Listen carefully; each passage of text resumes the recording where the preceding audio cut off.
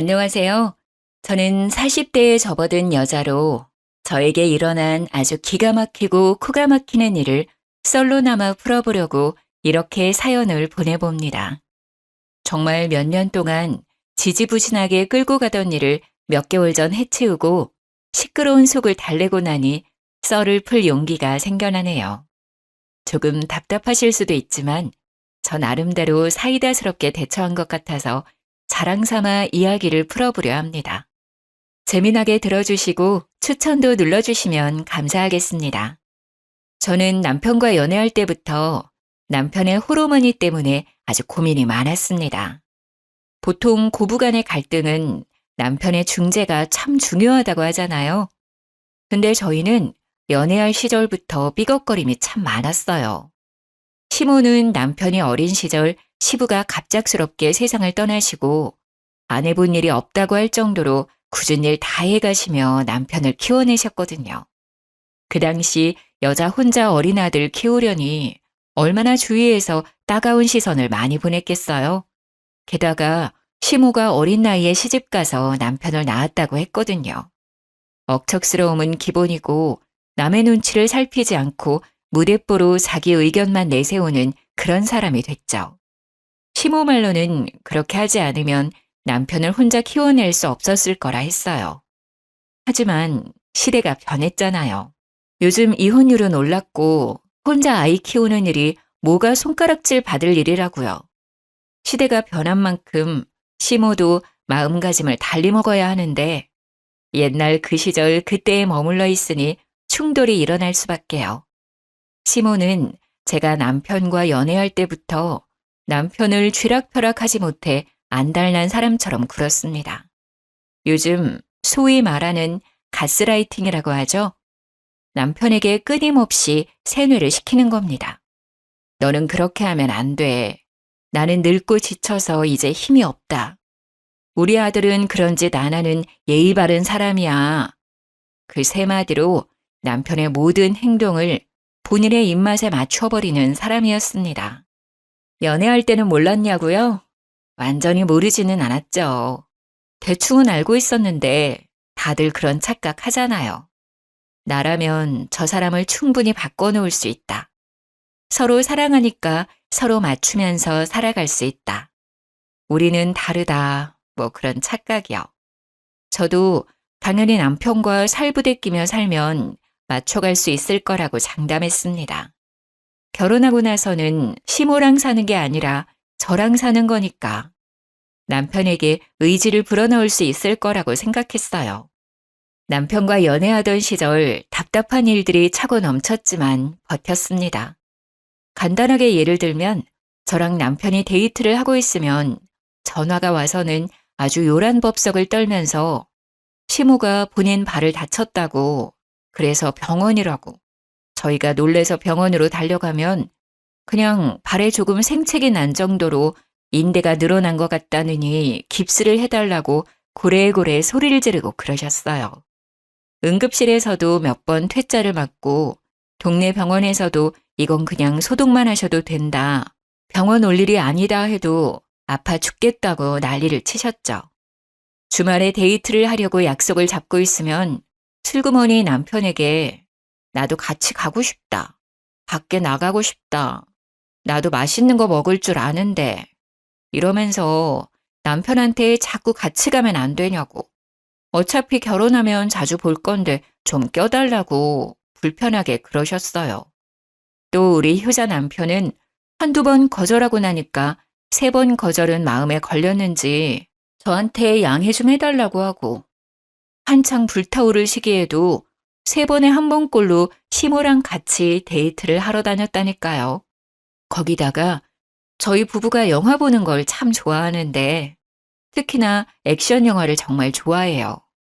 좋아하는 영화 제작사에서 신작이 나오면 무조건 가운데 자리에 미리 티켓팅을 해서 보러 갈 정도로 좋아하는데 그거 보러 가려고 하면 본인도 껴달라고 하고 제가 오죽하면 해외 영화라 자막도 읽어야 하고 엄청 어지럽고 시끄러우실 텐데 괜찮으시겠냐고 돌려서 말할 정도였어요.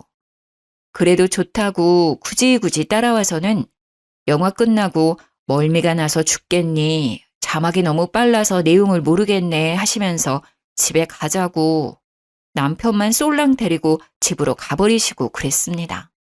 참, 이렇게 글로 쓰니까 연애할 때부터 답이 없었는데 전 왜 결혼까지 했을까요? 그때만 해도 아직 결혼하기 전이니까 라고 스스로를 가스라이팅 했던 것 같네요. 남편도 생각해보면 엄청난 마마보이였는데 그 당시에는 콩깍지가 씌어 있었는지 그게 다 시무 탓이라고만 생각했던 거죠. 손뼉도 마주쳐야 소리가 나는 법인데 제가 몰라도 너무 몰랐죠. 감쪽같이 속아 넘어가 결혼을 코앞에 두고 있을 때 정신이 번쩍 들어 남편에게 절대 합가는 없을 거라고 못 박았습니다. 남편도 당연히 합가 생각은 안 했다며 저의 의견에 동의를 해주었어요. 그런데 시모의 입장은 조금 애매했습니다. 합가를 하지 않을 거면 시댁 근처에 살았으면 좋겠다고 이야기를 했고 신혼집 위치를 시댁 근처로 잡으라고 종용했어요. 칼같이 거절했으면 좋았을 텐데. 애매한 것이 시댁이 딱 남편과 제 직장 가운데쯤에 위치하고 있었거든요. 교통편도 좋은 편이었고요.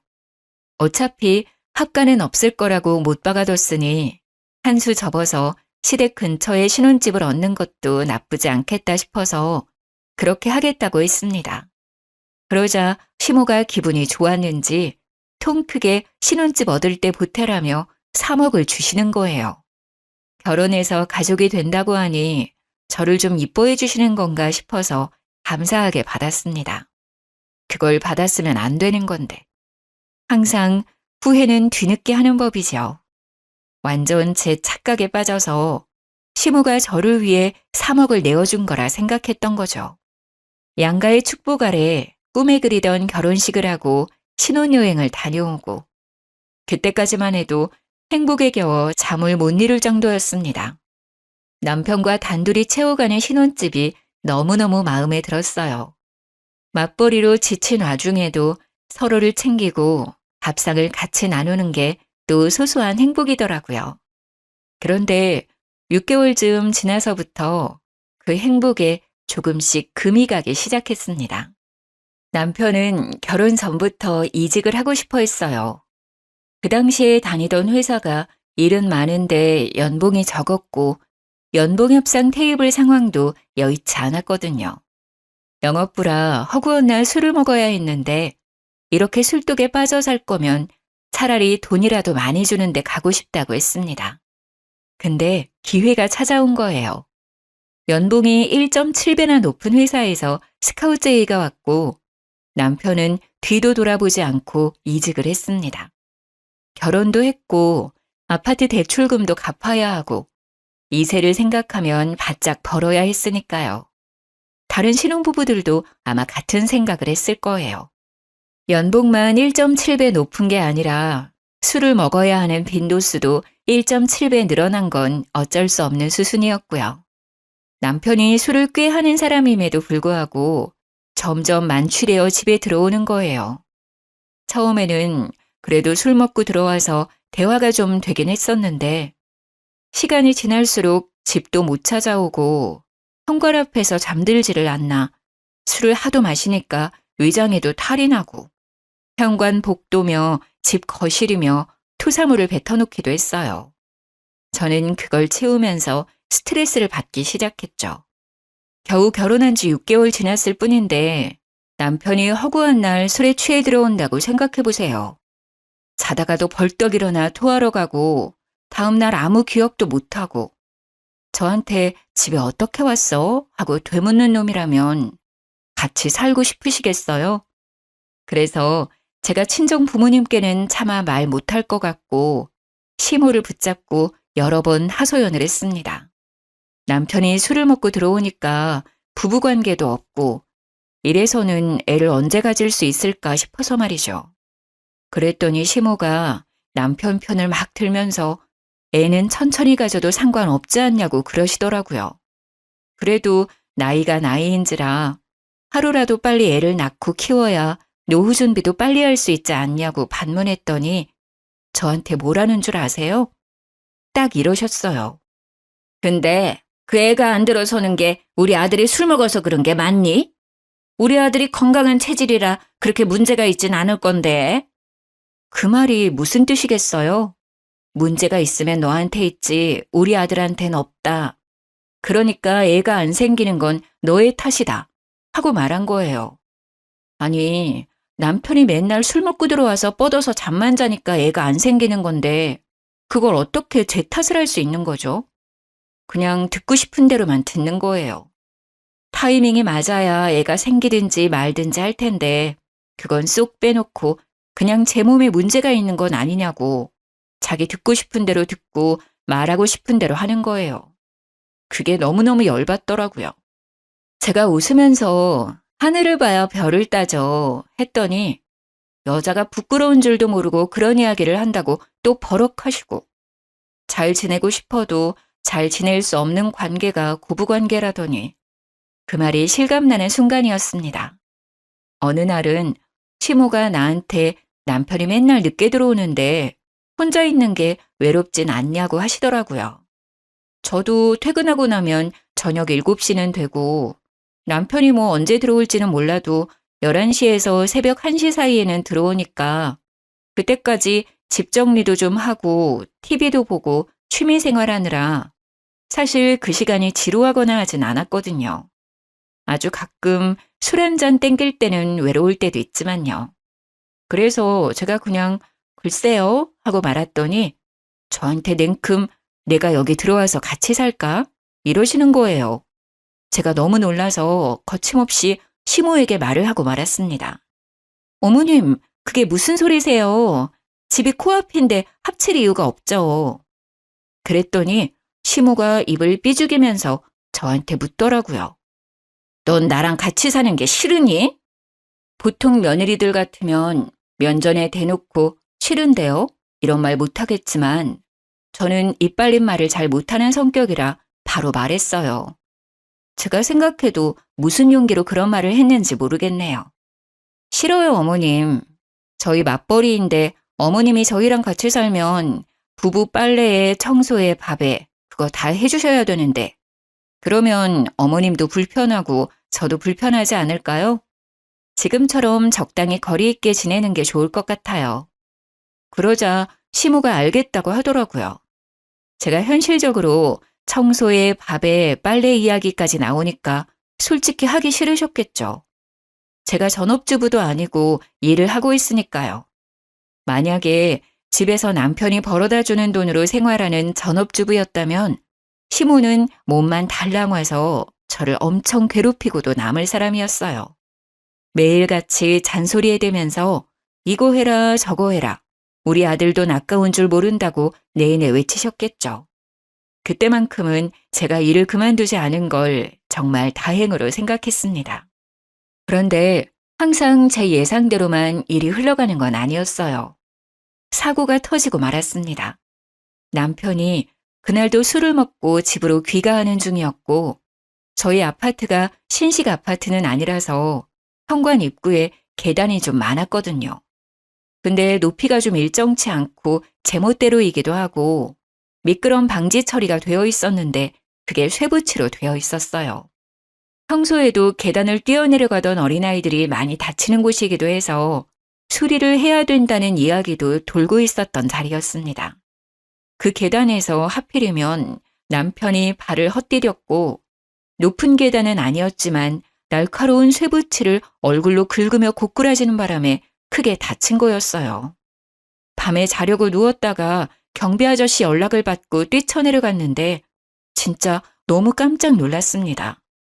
얼굴이 다 긁혀서 상처투성이었고 발을 심하게 삐었는지 발목이 돌아간 것처럼 보였어요.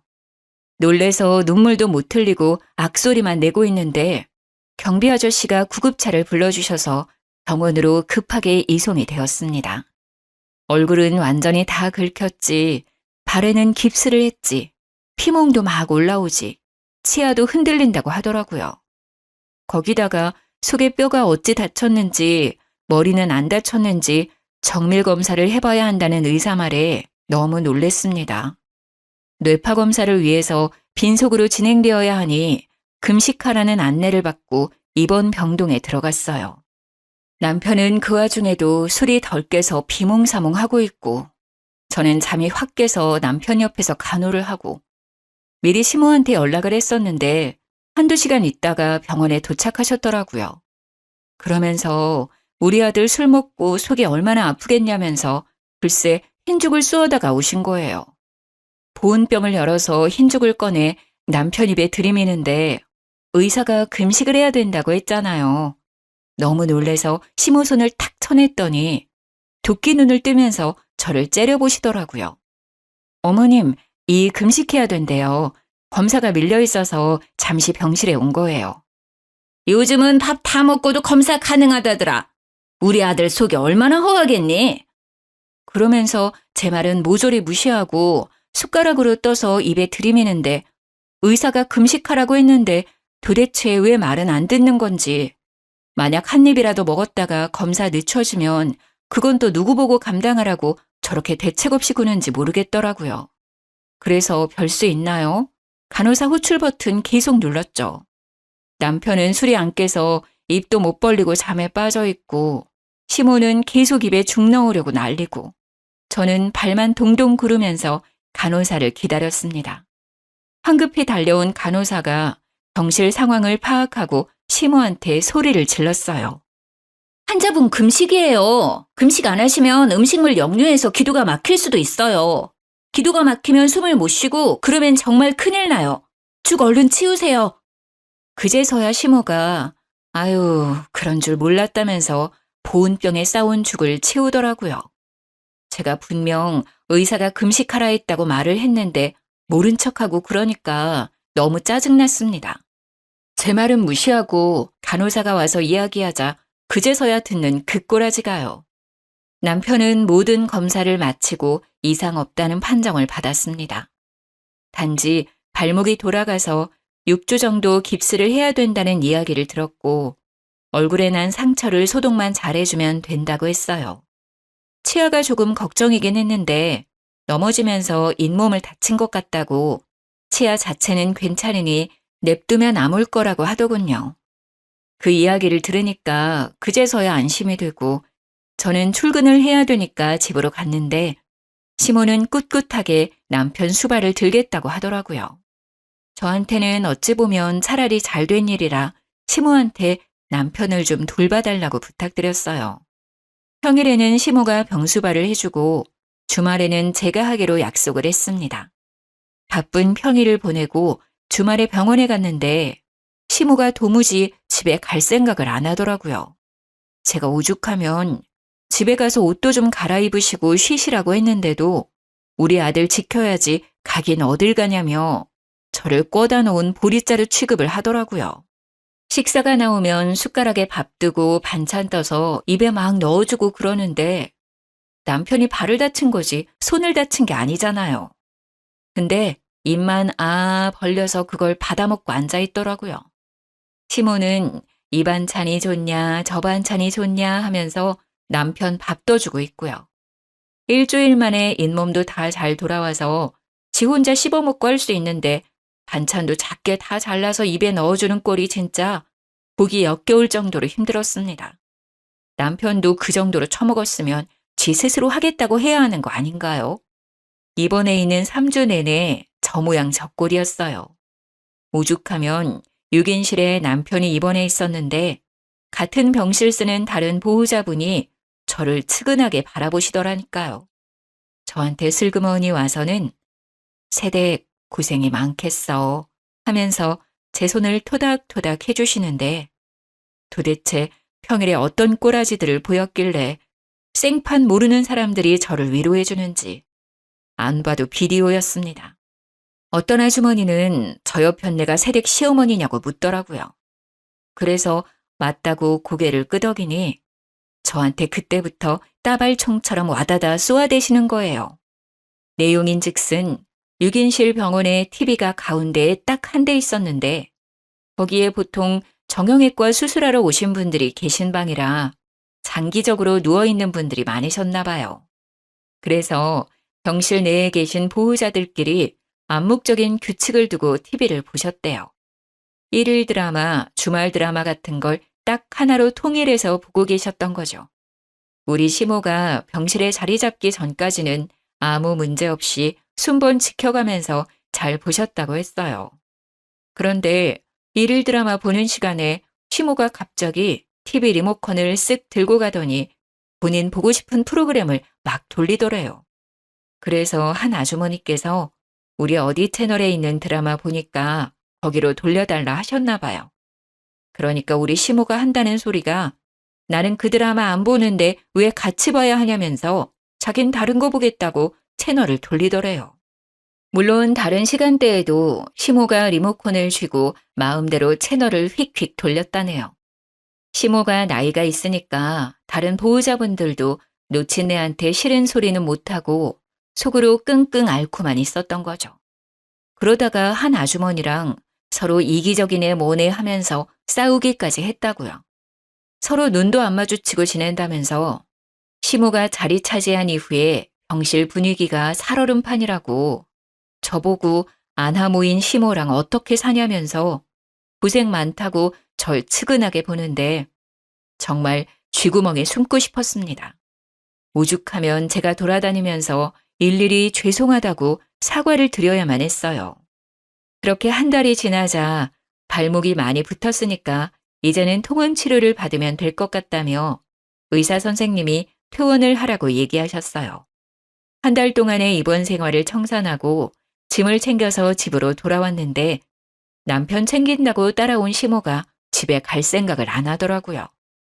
처음에는 그냥 밥이라도 먹고 가시려나 보다 하고 대수롭지 않게 생각했는데 밤 11시가 다 되어가는 시간임에도 거실에 붙박이장처럼 가만히 쓰시는 거예요. 약간 불안한 마음이 들어서 시모한테 시간이 늦었으니 이만 집에 가보시라고 했죠. 그랬더니 저한테 말을 막 쏘아붙이시더라고요. 예, 나 없으면 우리 아들 밥은 누가 챙겨주니? 이제 이 일상생활은 가능하다고 하는데 알아서 차려 먹겠죠. 배달을 시키던가요. 내가 있는데 굳이 그럴 필요 있니? 우리 아들 발이 아직 불편한데 어디가 일상생활이 가능하다는 거야. 너 출근하고 나면 내가 다 챙길 테니 걱정 말고 일 보거라. 솔직히 남편의 상태가 완전히 좋아진 건 아니니까 시모의 말에 일리도 있고 제가 반박할 거리가 없게 오목조목 말하더라고요. 그 와중에 제 고집 부린다고 집에 가시라고 등 떠밀 수도 없는 상태고 무엇보다 남편이 시모가 옆에 있었으면 하는 것 같았습니다. 그래서 그냥 알겠다고 할 수밖에 없었죠. 저야 뭐 일하고 와서 늘 그랬던 것처럼 시간을 보내면 될 거라고 생각했어요. 그런데 그건 제 착각이었습니다. 자연스럽게 짐을 하나둘 옮기고 우리 집에 딱 눌러붙기 시작하는데 느낌이 쎄하더라고요. 이대로는 안 되겠다 싶어서 일부러 불편하시라고 주말에는 친정으로 피신을 가 있기도 했어요. 그런데 제가 눈치를 주려고 일부러 틱틱거려도 꿋꿋하게 저희 집에서 나갈 생각을 안 하시는 거예요. 일주일만 참자, 2주일만 참자 하고 남편이 깁스를 풀 때까지 기다렸습니다. 남편이 마지막 통원 치료를 마치고 깁스를 딱 풀고 나니까 드디어 시모에게서 해방이 되겠구나 했습니다. 그런데 시모가 나갈 생각을 안 하는 거예요. 점점 속이 타기 시작했죠. 시모 집이 뻔히 있는데 코앞인데도 불구하고 점점 짐만 늘려가고 어느덧 방까지 하나 떡하니 차지한 걸 보고 이걸 어찌해야 하나 고민했습니다. 시모를 티 안 나게 내쫓는 방법이 무엇이 있을까? 인터넷에 고민을 올려보기도 하고 맘카페에도 글을 올려보고 했지만 딱히 좋은 수가 없었어요. 다들 그냥 이혼하세요 하고 말더라고요. 남일이라 쉽게 말하지 이런 걸로 이혼하는 게 쉽냐고요. 그러다가 이 사연 채널을 알게 되었습니다. 열심히 보다 보니 사이다 대처법들이 많더라고요. 그래서 실행에 옮기기로 했죠. 퇴근하고 와서 일부러 빨래를 던져놓고 시모한테 어머님 이것 좀 빨아주세요. 흰 셔츠라 손 세탁해야 하는 거 아시죠? 하기도 하고요. 어머님 밥은 언제 준비되나요? 어머님 쓰레기 쌓아두면 냄새나니까 바로바로 좀 버려주세요. 분리수거도 해주시고요. 어머님 화장실 청소는 언제 하신 거예요? 곰팡이 생길 것 같아요. 줄눈도 새로 발라야 할까요? 이러면서 일부러 시모한테 일을 막 시켰어요. 남편이 토끼 눈을 뜨고 저를 바라보았지만 못 본 척 무시하고 제가 하고 싶은 말을 와다다 쏟아냈죠. 시모도 제가 이런 식으로 나올 거라고 생각을 못했는지 놀라고 당황해하면서 저한테 그걸 왜 자기가 해야 되냐고 되묻더라고요. 왜 하긴요, 어머님. 저희 둘 다 맞벌이인데 이제 다시 출근하면 집안 살림을 어머님이 봐주셔야 하는 거 아니에요?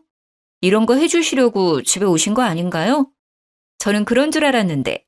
그럼 지금부터라도 해주세요. 시모가 무척 당황했는데 어버버 하는 틈을 타서 쐐기를 탁 박았죠. 내일은 욕실 청소랑 베란다 정리도 좀 해주세요. 저희가 짐이 많아서 그런지 어머님 도움이 필요할 것 같아요. 전 남은 일 하고 올 테니 밥 다 되면 불러주세요. 하고 방으로 쏙 들어갔습니다. 남은 일이 있다는 것도 진짜였고 밥 차려달라는 것도 진심이었죠. 홀가분한 마음으로 신나게 재택근무를 하고 밥 다 됐다는 시모의 퉁명스러운 말에 나가서 밥을 신나게 먹었습니다. 남이 차려준 밥 먹으니까 진짜 꿀맛이더라고요. 밥을 다 먹고 난 다음 설거지통에 식기를 가져다 놓고 저는 남은 일 하러 가볼게요 하고 방에 또 들어갔어요. 그러니까 시모가 기가 막혀 하면서 저의 뒤통수에 대고 헛기침을 하시는데 일부러 모른 척 했습니다. 결국 남편이 따라 들어와서 저한테 한 소리 하려고 하더라고요. 제가 먼저 선수 쳤죠. 분명 합가는 없다고 못 받고 결혼했다고. 어머님 나가실 때까지 이렇게 할 거니까 그런 줄 알라고 딱 잘라 이야기하니까 남편도 아무 말 못했습니다. 결혼 전에 자기가 뱉어놓은 말이 있는데 이제 와서 말 바꿀 수도 없는 일이니까요. 아직 결혼한 지 2년이 채 안 된 상황에 제가 어떤 식으로 나올지도 모르니까요. 마마보이 같은 놈이라는 걸 그때 정확히 파악했죠. 다음 날 아침에 출근하려고 하는데 시모가 저를 보면서 약간 우물쭈물 말을 하더라고요. 이제 나는 내 집으로 가련다. 우리 아들도 깁스 풀고 나니까 멀쩡해 보이고. 그러면서 짐 챙겨서 먼저 나가더라고요. 남편은 뒤통수에 대고 우리 엄마 잘 가라고 무슨 영영 생리별 하는 사람 마냥 인사하고 앉았고. 저는 그 꼴 보면서 또 기가 막히고요. 시모가 사라지니까 저한테 슬쩍 정말 합가 생각 없냐고 물어보대요. 그래서 죽어도 없다고 이야기했죠. 솔직히 시모가 청소해주고 빨래해주고 밥해주고 하면 고민해보겠다고 했어요. 근데 그런 거 아니고 내가 할 일이 하나라도 더 늘어나면 절대 못한다고 얘기했죠. 남편이 입을 삐죽거리면서 냉정하다 어쩐다 하는데 도대체 처음 했던 약속은 어디 가고 이제 와서 딴소리인지. 주말에 시모가 괜히 집에 놀러와서는 제 눈치 보더라고요. 남편이랑 대충 합가 이야기라도 했던 건지 뭔지. 제가 대놓고 싫다고 해버리니까 둘 다 저한테 설득의 말도 못 꺼내고 있는 것 같았어요. 자꾸 눈치만 보면서 말을 할까 말까 고민하는 것 같아 보이길래 보는 제가 답답해서 무슨 일이냐고 그냥 말씀해 보시라 했습니다. 그랬더니 그제서야 이야기를 털어놓는데 진짜 기절하는 줄 알았다니까요. 시무가 살던 집 말이에요. 그게 3룸으로 이루어진 빌라였어요. 지은 지 좀 오래된 집이긴 하지만 보수가 잘 되어 있는 집이라 큰 문제는 없었고요. 외관이 많이 낡았지만 거의 대부분 집들이 리모델링 해놔서 집안은 상당히 깔끔했거든요. 옛날 집들이 평수에 비해 방 구조가 잘 빠져 있기도 하고 신축 건물보다 방음도 잘 된 집이고요. 그 빌라가 매매가로 5억 정도 하는 집이었는데 전세가는 2억대였어요. 왜? 시모가 저희 신혼집 구할 때 보태라고 3억을 주셨다고 했었잖아요. 대충 감이 오시나요, 여러분? 네, 맞습니다. 시모의 집을 팔고 집주인한테 사정사정해서 전세로 들어와 살고 계셨던 거였어요. 집주인도 당장 이사 올 사정이 안 돼서 2년간 시모한테 전세를 두고 있었던 거죠. 5억대의 빌라를 팔아서 2억대 전세로 입주하고 3억을 저희한테 보태주고 그 전세 계약이 끝나면 은근슬쩍 합가를 하려고 남편이랑 짝짝꿍을 다 맞춰놨던 상황이었는데 제가 딱 잘라 싫다고 한 상황인 거죠. 저는 그 이야기를 듣자마자 기가 차서 시무한테 되물었습니다. 그래서 지금 전세 계약이 끝난다고요? 글쎄, 집주인이 들어와 살겠다고 나가라고 했다네. 우리 엄마가 우리 신혼집 살 때 돈 보태주셨잖아. 따지고 보면 이 집에 제일 많은 지분을 가지고 계실걸? 내가 너네 번듯하게 살았으면 해서 3억이나 보태주지 않았니? 내가 여기 지분이 있어도 한참 있는 거지. 내가 안방 써도 될 만큼은 가지고 있지 않겠어? 아주 뻔뻔하게 두 모자가 저한테 대놓고 합가 요구를 하는데 들어주기 싫더라고요. 그래서 시모한테 웃는 얼굴로 이야기를 했어요. 그러면 어머님이 안방 쓰시면 되겠네요. 제가 나갈게요. 하면서 바로 방에 들어가 제일 큰 캐리어를 꺼내서 짐을 싸기 시작했습니다. 놀란 남편이 따라 들어와서 제가 짐 싸는 걸 보고 뭐 하는 짓이냐며 소리를 막 질렀어요. 시모도 저한테 되바라진 기집애라며 혀를 끌끌 차더라고요. 저라고 가만히 당하고 있을 순 없으니까 이를 악물고 대들었습니다. 지금 누가 누구 보고 되바라졌다고 욕을 하는 거냐고요. 분명히 처음 결혼할 때부터 합가는 절대 없다고 이야기하고 한 거 아니냐며 남편에게 삿대질을 하고 따졌습니다. 남편은 저한테 스리슬쩍 일이 이렇게 될 줄 몰랐다고 하는데 모를 리가 있나요? 전세 계약 끝날 시점에 은근 눌러붙으려고 작정한 것도 그렇고 다 계획적으로만 보였습니다.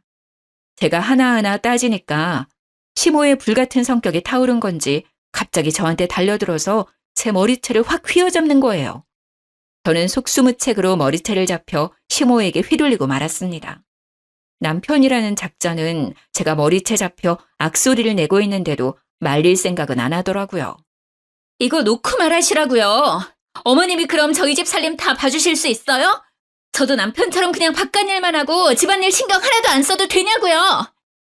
이게 어찌 며느리 주제에 지 남편이랑 똑같이 하려고 그러? 저는 어이가 없어서 남편을 확 째려보면서 말했습니다. 너도 너네 엄마랑 같은 마음이냐고요. 너네 엄마라고 이야기하자 남편이 인상을 팍 썼지만 저는 신경 안 썼어요. 이제는 진짜 될 대로 되라, 나도 막 나간다 그런 마음이었거든요. 끽해봐야 이혼밖에 더 하겠어요? 애도 없겠다. 그냥 이혼하고 혼자 사는 게 더 낫겠다 싶기도 했습니다. 당신이 말해보라고. 당신도 어머님이랑 같은 생각이야? 며느리 주제에 남편이랑 똑같이 하려고 드냐는 그 말에 동의하냐고. 아무래도 남자는 하늘이고 여자는 땅이니까 엄마 말이 틀린 건 아니지. 저는 그런 쌍팔년도 영화에나 나올 법한 대사를 남편 입에서 듣게 될 줄은 꿈에도 상상 못했습니다. 너무 어이가 없어서 콧방귀가 절로 끼어지더군요. 남편은 시모 옆에 찰싹 붙어서 저를 못된 년으로 만들려고 하는 것 같았어요. 계속해서 다 늙은 시어머니가 살면 얼마나 살겠냐고 다른 집은 서로 모시려고 하던데 이러면서 말 같지도 않은 소리 하더라고요. 다들 아시겠지만 어느 며느리가 시모 모시고 사는데 쌍수 들고 환영합니까? 당신은 지금 하늘에 매달려서 살고 있다고 생각해? 땅에 두 다리 붙이고 살고 있는 거 아니야? 결국 여자 없으면 살지도 못하는 놈이 무슨 입이 뚫렸다고 남자는 하늘이고 여자는 땅이라는 소리를 해? 뭐가 어쩌고 어째? 하늘 같은 남편을 우러러볼 생각은 않고 지금 우리 아들이 너 없으면 아무것도 못한다는 거야 뭐야? 허구한 날 술에 취해서 여기저기 토해놓고 옷도 맨날 뒤집어서 벗어놓는 인간이 저 없이 뭘 하겠어요? 저도 그동안 할 말 없어서 입 다물고 살았던 거 아니거든요? 이런 식으로 나오면 이혼할 거예요. 머리채 잡은 것까지 위자료 톡톡하게 준비하셔야 될 겁니다. 제가 이혼의 위자료 이야기를 하니까 둘 다 아무 말도 못하고 입만 떡 벌리고 있었습니다. 저는 이때다 싶어서 와다다 쏟아냈어요. 나는 분명 합가는 절대 못한다고 이미 말을 해뒀는데 그걸 굳이 못 지키겠다고 한다면 나도 더 할 말 없네요. 평생 어머님이 이 수발을 들든 말든 저는 탈출해야겠어요. 참나, 누가 무서울 줄 알고? 그래, 너 나가. 내가 내 아들 챙기면서 잘 살 테니까 너는 짐 챙겨서 나가. 저는 네, 알겠습니다 하고 서둘러 옷가지들과 제 귀중품을 챙겨서 나왔습니다. 남편이 저의 팔을 턱 붙잡았지만 더 센 힘으로 뿌리치고 나와서 택시를 잡아 타고 친정으로 왔어요. 제가 큰 캐리어까지 들고 친정에 오니 부모님께서 너무나도 놀라셨지만 저는 천천히 모든 일을 이야기해드렸습니다. 아빠는 저한테 이혼까지 할 일이냐고 반문했지만 엄마가 아주 든든하게 제 편을 들어주셨습니다. 이래서 남자들이란 다 똑같다는 거야. 지네 엄마 챙길 줄이나 알지 평생 붙어 사는 마누라 챙길 줄은 모른다니까. 왜 결혼만 하면 효자 노릇 못해서 안달인지 모르겠다. 네 아빠도 똑같이 그러더니 내가 아주 입이 없어서 그동안 참고 산 줄 알지? 엄마가 씩씩거리니까 아빠가 바로 엄마 화를 풀어준다고 변명을 막 하더라고요. 저는 아빠한테 엄마 같은 사람 어디에도 없으니까 잘 좀 하라고 했어요. 모질이 같은 남편 덕분인지 저희 부모님 사이에 쌓여있던 앙금도 이 기회에 풀어버렸고요. 저는 이혼하겠다고 번복은 없다고 친정 부모님께 딱 말씀드리고는 이혼 서류를 프린트해서 착실하게 적어 나갔습니다. 빈칸 없이 꽉 채워서 다음날 눈 뜨자마자 집에 찾아가 미처 가져오지 못한 짐들을 챙기고 남편과 시모에게 서류를 내밀었어요. 적을 건 다 적어놨으니 나머지 채울 부분만 채워서 가정법원 앞에서 보자고 했습니다. 남편은 이혼 서류를 보고서도 믿지 못하는 듯 해보였지만 시모는 오히려 바락바락 저한테 아주 잘 됐다고 악담을 퍼부었습니다. 지아비 버리고 먼저 도망가면 평생 불운하다나 뭐라나. 저는 당연히 듣는 척도 안 했죠. 남편이랑 평일에 반차를 내고 가정법원에 서류를 접수하고 이혼 교육도 들어야 한다고 하더라고요. 착실하게 교육까지 듣고 법원에서 준비해주는 상담도 받고 그럼에도 불구하고 이혼하겠다고 했습니다. 남편은 저의 마음을 회유하려 했지만 이미 정이 다 털린 상태인데 다시 붙잡고 말고가 어디 있겠나요. 다행히도 아이가 없어서 한 달의 숙려기간이 지나면 법원에 출두해서 이혼 재판을 받으면 된다고 했습니다. 혼인신고서는 둘이 구청 가서 접수만 하면 됐는데 이혼이라는 건 참 복잡하더라고요. 아무리 그래도 한번 하겠다고 마음을 먹으니 마음이 돌아가진 않더라고요. 그날 이후 남편이 술 먹고 두어 번 전화하기도 했고 시모가 저한테 전화를 한 번 하긴 했는데 둘 다 안 받았어요. 뻔한 이야기 할 것 같아서 받기 싫었죠. 이혼이 애들 장난도 아니고 화해한다고 다시 예전처럼 돌아갈 수 있는 문제도 아니었고요. 한 달이 지나고 재판 날이 다가오자 시모가 친정집으로 찾아왔더라고요. 엄마한테 이런 일로 이혼하는 게 영 말이 안 되는 것 같다 하면서 자식 교육을 어떻게 시킨 거냐고 합가하는 게 뭐가 문제라고 이게 이혼까지 할 일이냐고 따졌다는데 엄마가 시모한테 소금을 뿌렸대요.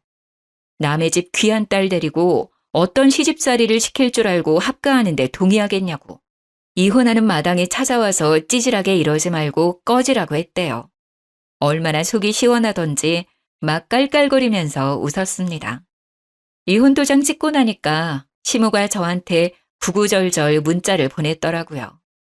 한 달 동안 남편의 히스테리에 술주정에 아주 정신이 쏙 나갔었나 봐요.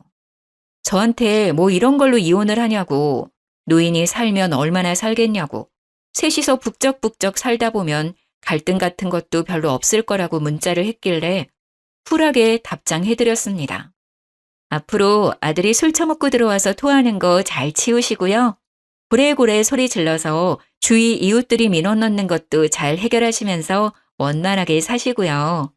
현관 앞에서 잠드는 경우 많으니까 입 돌아가지 않게 입을 잘 덮어주시고요. 집안일 열심히 하시면서 아들 뒷바라지 잘 해보세요.